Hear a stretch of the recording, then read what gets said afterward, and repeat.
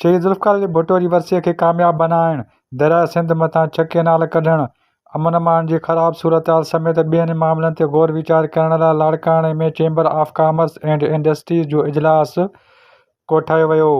Larkana chamber of commerce and industries जी वापारी बिरादरी जो इजलास chamber of commerce and industries Larkana जे सदर ख़ैर मोहम्मद शेख जे सदारत हेठि गुज़रियो। इजलास में शहीद ज़ुल्फ़िकार अली भुट्टो जी 4 अप्रैल ते 46वीं वरसीअ ते गड़ी ख़ुदा बख़्श भुट्टो में पीपल्स पार्टी जे रिथियल जलसे खे कामयाब बणाइण लाइ वापारियुनि जी वरसी तक़रीब में शिरकत खे यकीनी बणाइण समेत ॿियनि मसइलनि ते ख़्यालनि जी ॾे वठि कई वई। जॾहिं त इजलास में इत्फ़ाक़ी राय सां दरियाह सिंध मथां 6 केनाल कढण ख़िलाफ़ मज़म्मत कंदे केनाल कढण जे फ़ैसिले खे वापसि वठण जी घुर पिणु कई वई।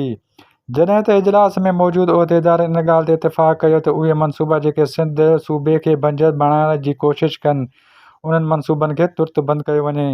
जॾहिं त इजलास में अक्सर राय सां फ़ैसिलो कयो वियो त अगरि हुकूमत केनाल कढण वारे फ़ैसिले खे वापसि नथी वठे त एहतिजाज जो दाइरो वधायो वेंदो। इजलास में वापारी बिरादरियुनि अमन अमान जी सूरतहाल ते ॻाल्हाईंदो चयो त कुझु वक़्त खां पेश ईंदड़ वाक़िअनि खां पोइ पुलिस कुझु केस ट्रेस कया आहिनि ऐं कुझु रहियल आहिनि, जंहिंमें इंतिज़ामिया खां घुर कई त वापारियुनि खां फुर्तियल सामान हथ करे ॾोहारनि खे वाक़ो कयो वञे।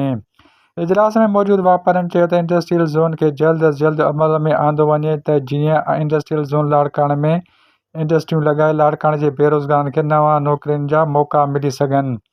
इजलास में सीनियर नायब सदर chamber of commerce and industry Hindu panchayat जो चेयरमैन हरीश लाल, नायब सदर जमाल मुस्तफ़ा शेख, चीफ पेट्रन मुमताज़ अली शेख, साबिक़ा सदर Mohammad Ali Sheikh, Ahmad Ali Sheikh, Masood Ahmed, Hafiz Mohammad Suleman, Ghulam Sarwar, Bashir Ahmed, Mohammad Parel, Mohammad Azam Sheikh, executive committee member Ali Raza Khokhar, Abdul Latif, Shamshad Ahmed, Abdurrazzaq, Ata Hussain खिशी, Asad एजाज़ तुनियो ऐं ॿियनि वापारियुनि शिरकत कई।